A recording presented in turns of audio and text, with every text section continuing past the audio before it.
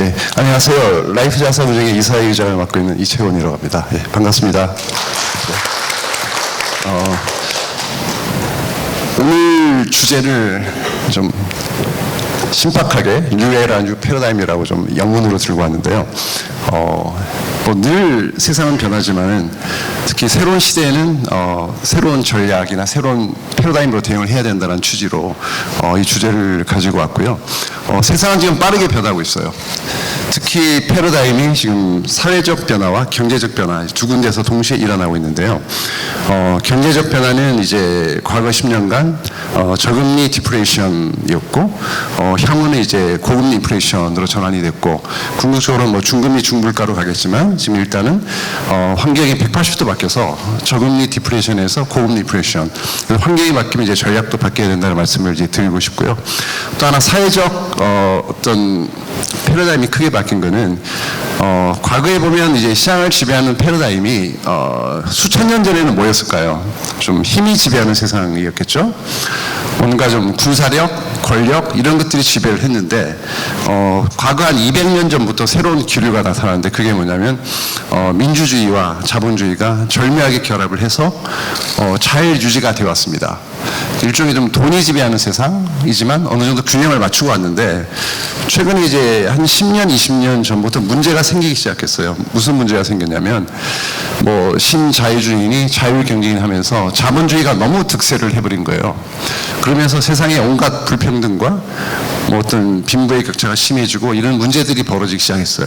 그래서 일종의 좀 위기가 왔고 어떤 새로운 대안이 필요한 시기가 도래를 한 거죠.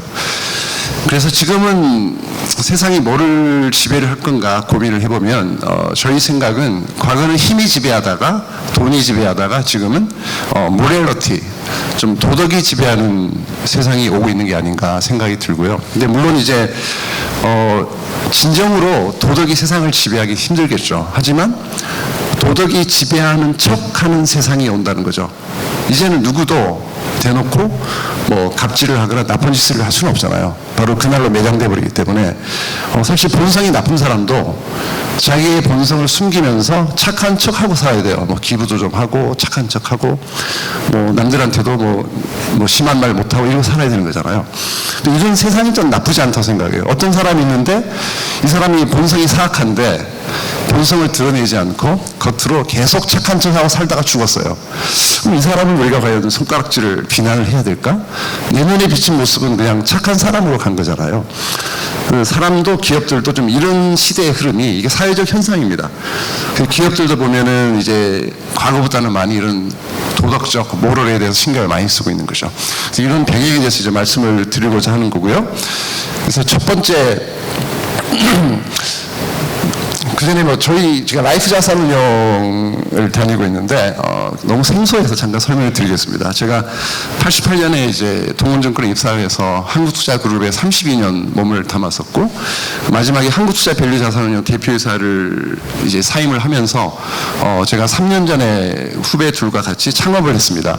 라이프 자산운용 설립해서 이제 만 3년이 됐고요. 지금 현재 저희가 AUM이 어제의 날짜로 그러니까 1조 2,600억 정도 성장을 했고 그리고 저희가 뭐 성과가 그렇게 나쁘진 않았습니다.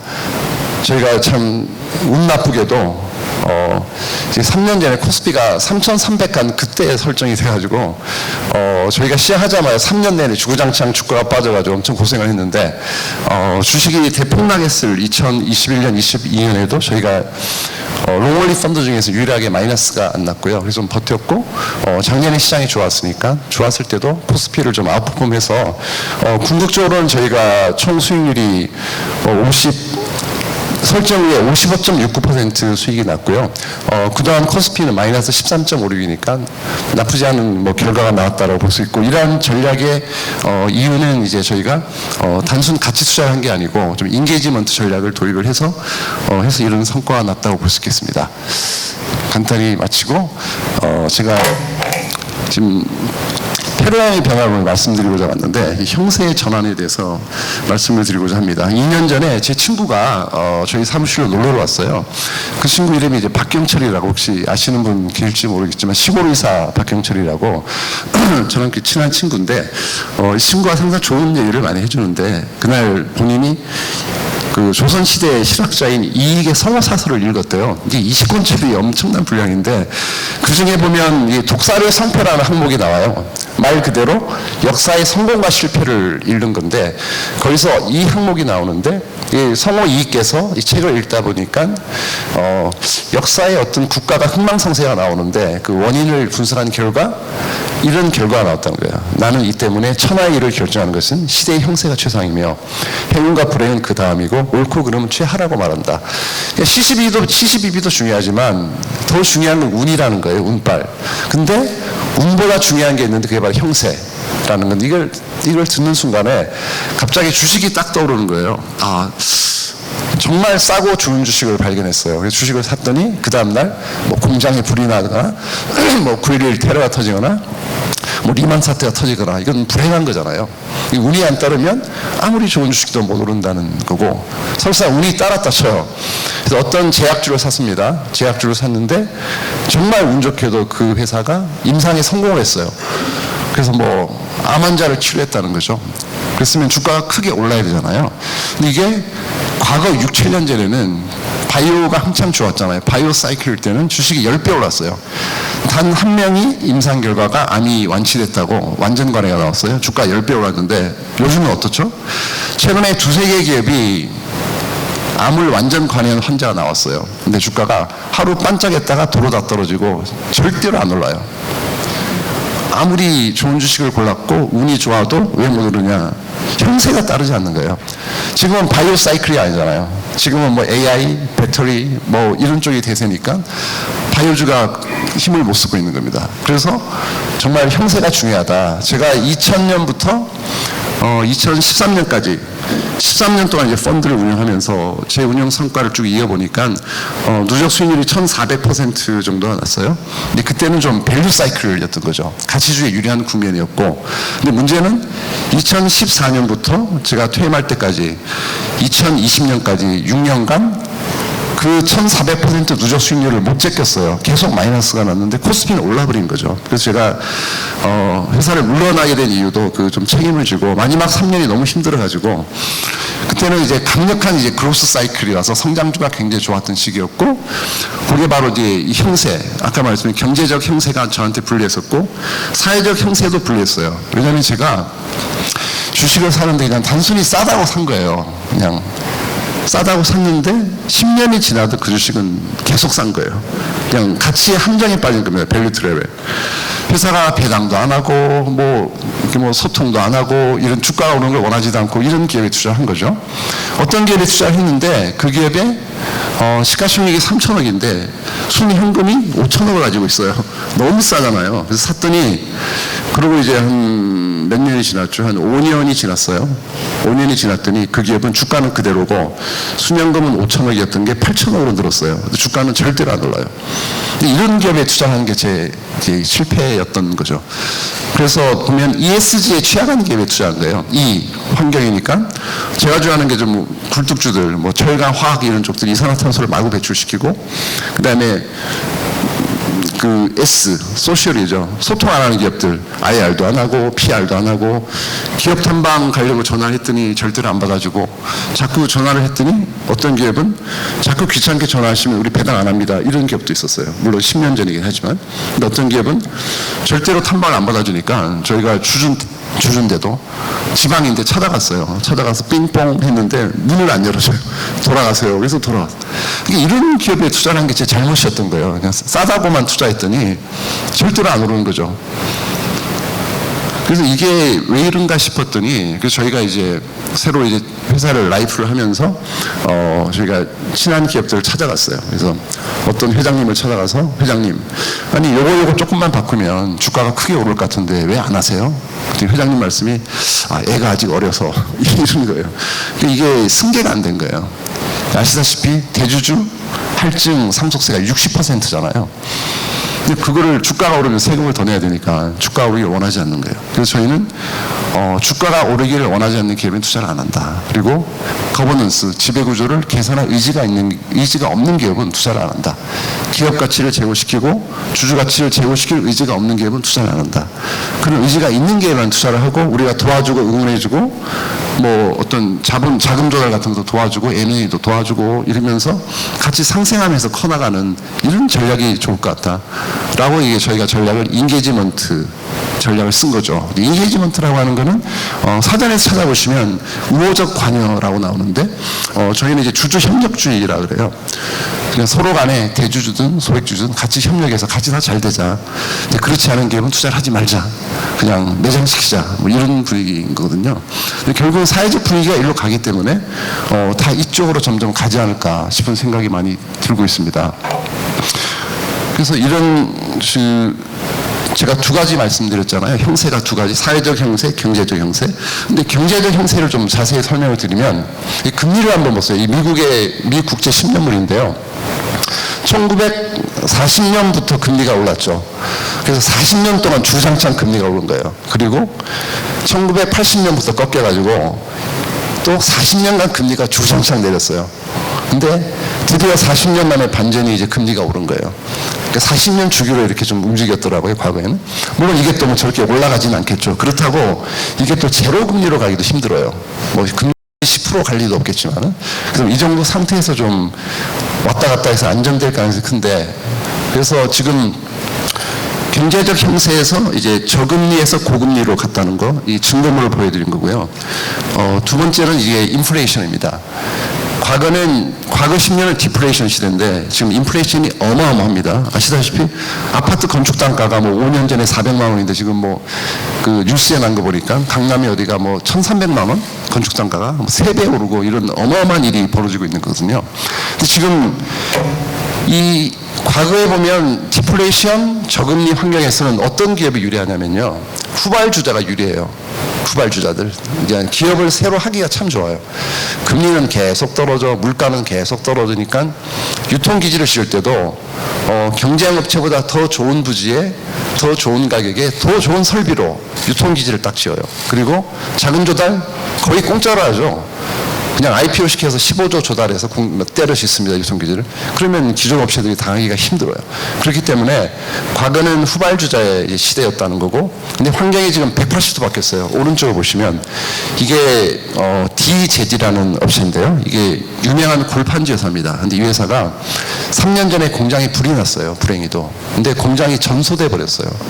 재직 공장이 다 타버려가지고 그럼 공장을 다시 져야 되잖아요. 그래서 2년 전에 공시를 했어요. 아마 이게 보험금을 한 1,400억 정도 받은 것 같은데 그 보험료를 1,400억 받고 한 500억을 더 들여서 1,900억을 투입해서 3년에 걸쳐서 공장을 다시 짓겠다고 공시를 했어요. 근데 지금 아직 삭도 못 두고 있습니다. 그래서 왜 이런 일이 벌어졌냐고 이제 업계 관계자한테 물어봤더니 지금 물가로 봐서는 한 3천억 정도 들여도 똑같은 공장 짓는데 그 정도 돈이 든다고 해요. 그러니까 이게 뭐 할 수가 없는 거예요. 그러니까 지금은 기존의 공장을 갖고 있는 애들이 승자가 된 거예요. 지금은 이제 어떤 시대냐? 선발주자의 시대인데 차입금이 없고 현금을 많이 들고 있고 좋은 부지, 좋은 공장, 좋은 설비, 좋은 인력을 이미 갖고 있는 애들, 이게 굉장히 유리한 거예요. 인플레이션 시대에는 궁극적으로는 주가는 오르는데요. 단기적으로는 급락을 해요. 인플레이션이 오면 금리 올라가고. 근데 몇 년 지나잖아요. 결국 가격 전가력이 있는 기업들은, 우리한 기업들은 가격을 언젠가는 올리겠죠. 뭐 도저히 올리지 않고는 안 되니까 가격을 올리고 그럼 매출이 늘고 그 다음에 이익이 늘고 그 다음에 이제 주가가 오르는 거죠. 이게 몇 년 걸려요. 근데 결국은 이런 기업들이 대부분 주가가 올라갑니다. 3, 4년 지나고 나면. 그래서 지금 인플레이션 시대에는 굉장히 우량 기업의 시대다, 뭐 이런 말씀을 드리고자 이 그림을 가지고 왔고요. 그 두 가지 이제 경제적 형세에 대해서 이제 말씀을 드렸고, 지금 사회적 형세에 지금 상관관계, 그러니까 이제 밸류업이랑 상당히 많은 부분이 밸류업이라고 하는 거는 이 대세를 누구도 거스를 수가 없어요. 왜냐면요, 코리아 디스카운트를 없애겠다는 게 취지인데 누가 감히 여기서 반박을 할 수가 없어요. 그 누구도. 이건 지금 뭐 당국에서 주도를 하고 있지만은 야당에서도 반박을 할 수가 없어요. 오히려 민주당에서도 이제 밸류업을 해야 되는 입장이고 안을 가지고 있겠죠. 가지고 있는데 지금 전체적으로 봐서는 지금 정부에서 추구하는 거를 이제 좀 세제 지원 쪽이에요. 그래서 세법 개정 쪽이고 뭐 상속세, 금수세 폐지라든지 뭐 배당소득 분리과세라든지 뭐 이런 문제들을 다루고 있는 거고, 민주당 쪽의 밸류업은 이제 투자자 보호, 투자자를 보호하겠다. 약자를 보호하겠다. 소액주주 보호. 그래서 상법 개정으로 합니다. 상법 제382조 3항이라고 있는데요. 이 상법 제382조 3항을 보시면 이거는 이사의 충실 의무에 관한 규정인데 우리나라의 모든 기업의 이사는 누구를 위해서 일하냐면 회사를 위해서 일한다라고 되어 있어요. 딱 한 줄. 주주를 위해서 일하지는 않는 거죠. 그래서 지금 글로벌 트렌드는 주주 자본주의조차도 공격을 받고 있어요. 야, 주주면 다냐? 종업원은 어떻게? 소비자는?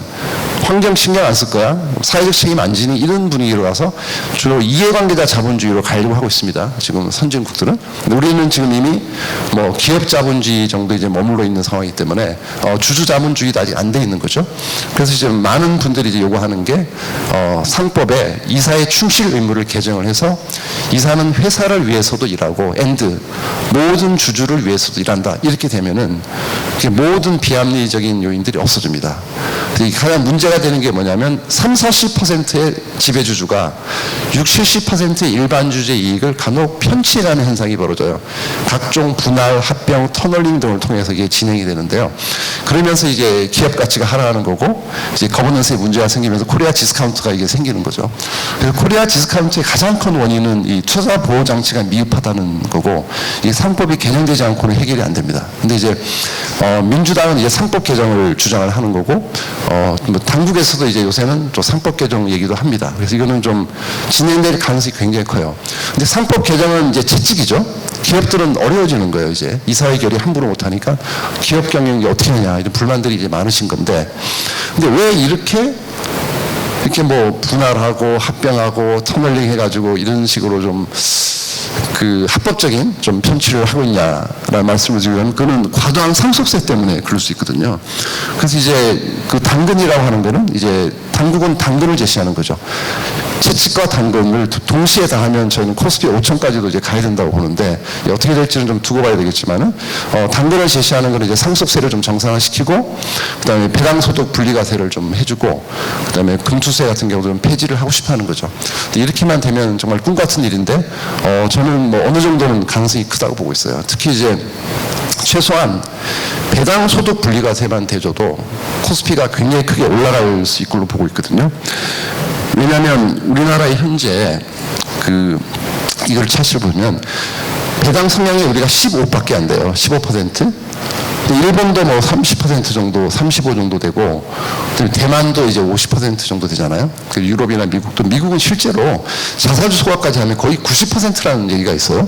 번 돈을 다 그냥 쏩니다. 주주하면에. 근데 우리는 이제 꼴랑 15%니까 문제가 되는데, 근데 왜 이런 일이 벌어지느냐? 기업들이 왜 배당을 안 할까요? 세금 때문에 그런 거죠. 세금 때문에. 모든 대주주는 배당금에 대해서 당연히 금융소득 종합과세에 해당이 되겠죠. 그러니까 보험료까지 하니까 58% 세금을 내야 돼요. 근데 대주주가 주식을 팔면 세금이 얼마인지 아세요? 25%잖아요. 양도세는. 근데 양도세는 25고 배당은 58이니까 배당을 할 이유가 없는 거죠. 그냥 배당 안 하고 버티다가 회사 비싸게 팔고 나가면 돼요. 근데 이런 현실적인 문제 때문에 이게 안 되거든요. 이거는 좀 굉장히 어떤 세율의 불일치가 벌어지는 불균형한 거죠. 말이 안 됩니다. 형평성이. 이게 같아야 되잖아요. 양도세 25, 배당세 25 같으면은 그냥 배당도 많이 할 건데. 그래서 이거를 좀 저희는 강력히 주장하는 거고, 물론 이제 좀 차등 배당을 하는 게 좋다고 생각해요. 소액주주는 뭐 이자 소득은 15.4%잖아요. 은행에 넣으면 이자 소득은. 근데 은행에 투자하는 거랑 기업에 투자하는 게 과연 뭐가 좋냐? 뭐 좋다 나쁘다 따지기 어렵겠지만 어쨌든 산업을 응원해주고 기업을 도와주는 취지면 뭐 배당 소득을 꼭 이렇게 세금을 많이 물려야 되냐? 그냥 은행 이자랑 똑같이 분리과세해서 그냥 15.4%만 내게 해주자. 소액주주는. 그 대신 대주주는 70% 할증을 시켜서 좀 많이 내게 하자. 2배 가까이. 대주주는 25를 내라. 소액주주는 15만 내고. 그러면 대주주는 양도세와 배당세가 25, 25 같아지니까 배당을 안 할 이유가 없어지잖아요. 그래서 이런 것들을 좀 계속 좀 건의를 드리고 있고, 이것만 되면은 코스피는 뭐 크게 올라갈 수 있는 그런 환경이 될 것 같아요. 오른쪽에 뭐 은행주를 이제 좀 차트를 세워놨는데요. 사실 올 2월까지만 해도 우리나라 은행의 밸류에이션이 전 세계에서 제일 쌌어요. 은행이 규제가 심하니까 주가가 싸야지 이런 말씀들 하시잖아요. 근데 심지어는 중국 은행보다 더 쌌어요. 2월 달에. 근데 지금 이제 밸류업 때문에 은행주가 좀 올랐잖아요. 그래서 그나마 조금 올랐는데 아직까지는 좀 갈 길이 멀다고 보고 있고 PBR이나 PER이 좀 상당히 낮은 상태입니다. 그래서 이런 것들이 지금 해결이 되면은 상당히 좀 좋아질 가능성이 크다라고 이제 보고 있는 거죠. 그리고 지금 이 차트도 한번 보시면 밸류업에 대해서 이제 부정적인 견해를 가지신 분들이 많아요. 이제 한국에서는 정말 인기가 없어요.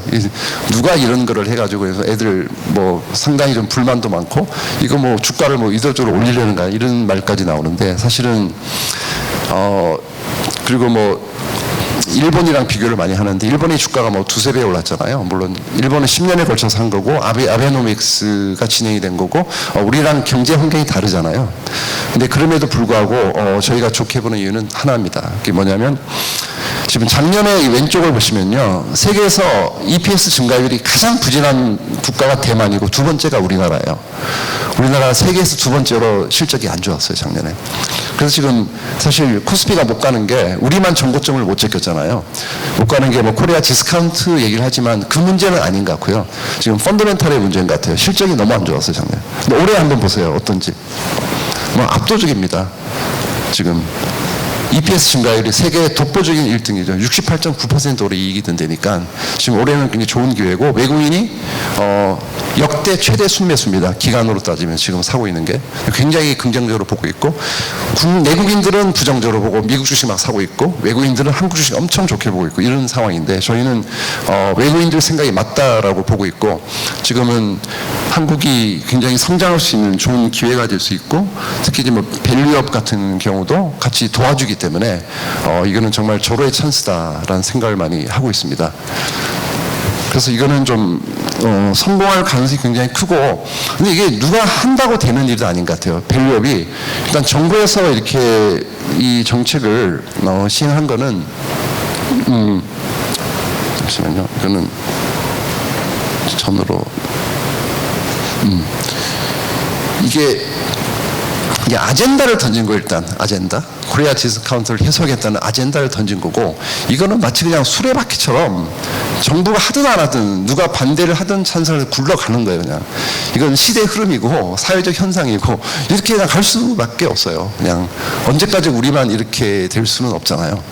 전 세계가 이렇게 뭐 자본주의가 돌아가고 있는데 그 모렐리티가 도덕이 작동을 하고 당연히 뭐 기업은 주주환원을 해야 되는 게 당연한 책무잖아요.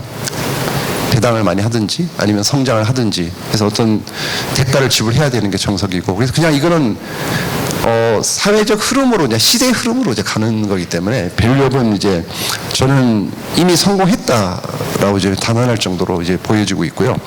그래서 이거는 뭐 촉매작용 정도로 할 뿐이지 이제 갈 길을 가고 있다라고 보고 있습니다.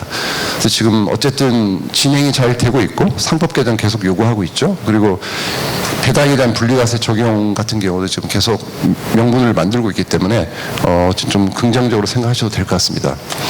그리고 이제 이게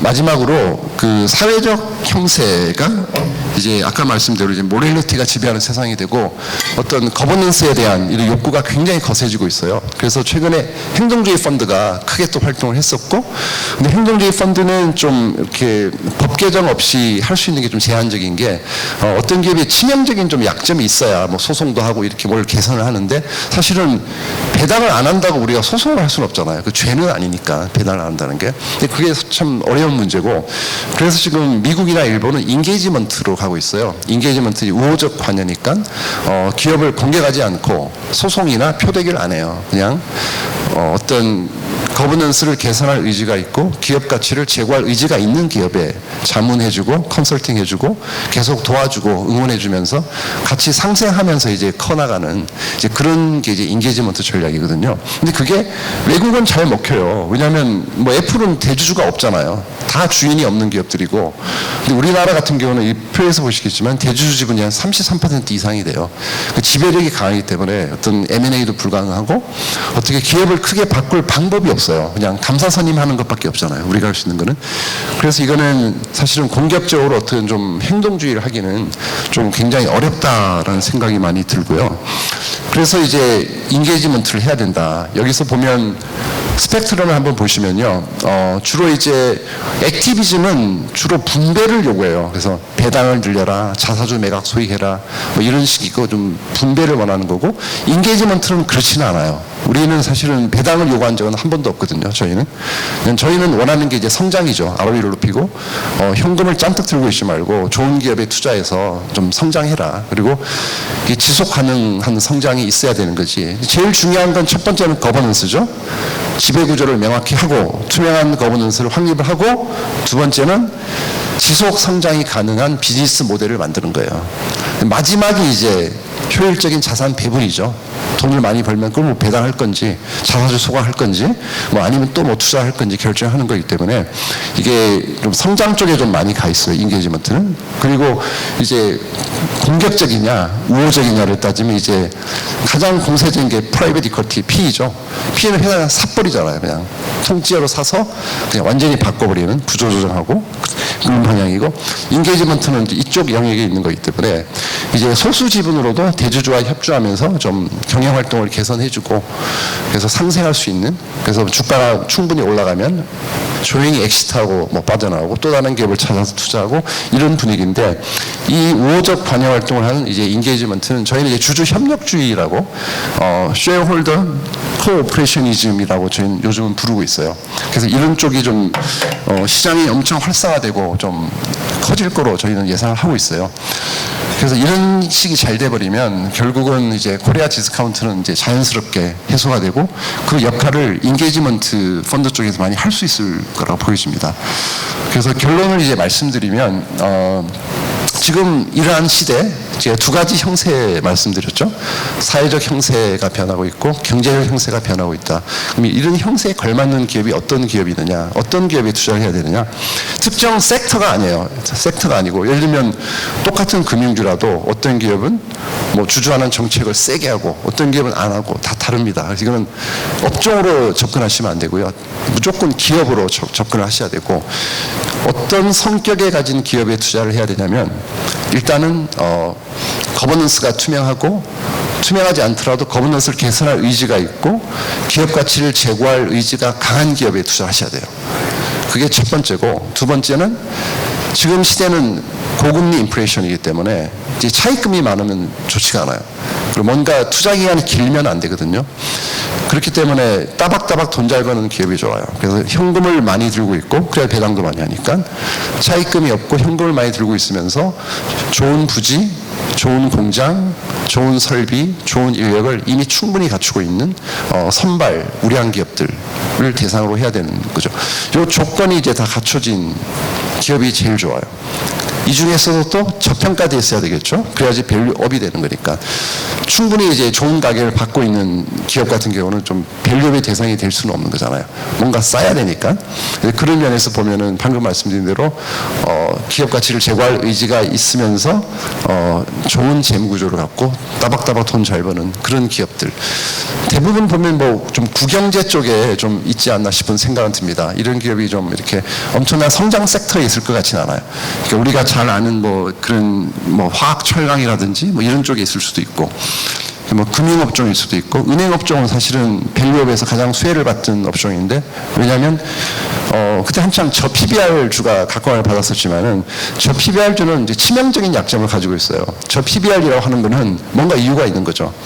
성장성이 너무 없거나 펀더멘탈이 안 좋거나 거버넌스가 너무 안 좋거나 뭐 평판이 너무 안 좋거나 이런 문제가 있는 기업인 거죠. 근데 예를 들면 PBR이 낮은데 PER도 같이 낮다, 이런 기업은 좀 문제가 없다고 생각하거든요. 근데 그런 기업이 이제 업종이 은행이었던 거죠. 과거에는 2월 달에. 지금은 이제 꽤 오르긴 했지만. 그래서 그런 식으로 좀 PBR도 낮으면서 PER도 낮은 기업, 요 아까 말씀 세 가지 조건을 충족하는 기업이 좀 제일 좋지 않나 싶은 생각이 듭니다.